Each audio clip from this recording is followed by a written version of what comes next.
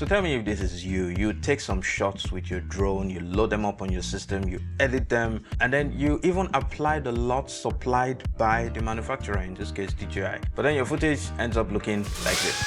Yeah, not good. And in today's episode of Q&A, we're going to be seeing why this is a bad idea, and we'll be exploring some better ways to go about grading your drone footage.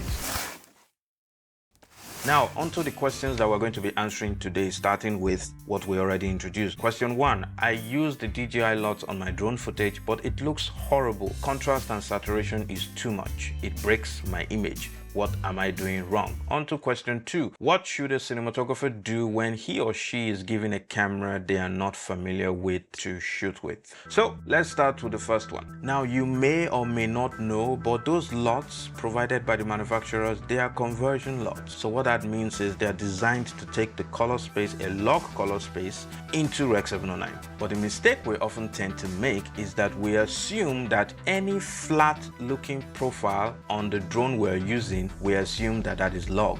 And that is where the problem actually lies, because not all flat looking profile is log. There are flat neutral profiles that are actually Rec. 709, but they just have their contrast and saturations dialed down. And so when you now apply a conversion LUT to such an image, it's just going to destroy the image. And so for most drone shots, you actually don't want to start by using a conversion LUT. You actually just want to start by dialing in your contrast and your saturation. You want to treat it like Rec. 709 because it is Rec. 709. If you like this content, please take a moment to subscribe and drop a comment. Thank you. So right here we have an example of a footage. I think this footage was shot on the DJI Mavic Air 2. Now the Mavic Air 2 doesn't film in actual log. It's actually a flat profile. So watch what happens when I use a conversion LUT on the flat profile footage. Ugh.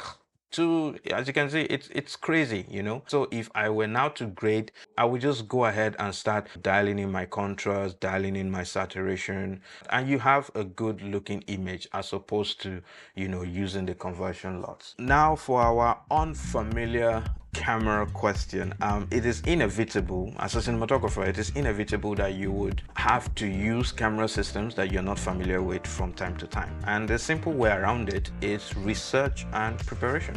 I mean, thanks to YouTube, there is rarely any camera system out there that you cannot find a menu walkthrough video or a very detailed review of that camera, you know, on YouTube. And so as the cinematographer, obviously you need to learn what camera system you're going to be using ahead of time, and, you know, familiarize yourself with the best practices and best settings, you know, to enable you get the most out of that camera. And in addition to that, it might also be good for you to make a request that someone who is also familiar with the camera is also with you, is also part of the production. You know, don't be too proud, don't be afraid to ask for help. I mean, you know exactly what you want to change, but you simply are not so familiar with the menu system. Just let them know, hey, where's the color space? I want to change the color space, I want to change the gamma. Can you please navigate to that point in the menu? It's really that simple. What's important is that you know what you're doing. You don't have to know what every single button on the camera does. I mean,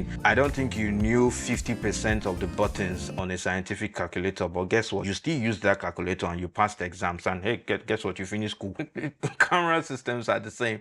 And now a bonus tip is to make sure you always reset the camera, especially when it's been rented, unless it has been preset for specific reasons. But other than that, you should always reset the cameras, because the previous user's settings, you don't know what settings they did. They may have tweaked something and they forgot to put it back. And if you now assumed that the camera was good to go and ready for you, it might now mess up your own shoot. And that is it for this episode. Subscribe if you haven't already. Smash that like button. If you have any other questions, drop it down in the comment section. I may not answer it this year. That may be in the next Q&A, and that will be in 2024. Check out the other videos on my channel. What you're asking, I may have already answered it, so check out the other videos on the channel. Merry Christmas, depending on when I release this video, and bye for now.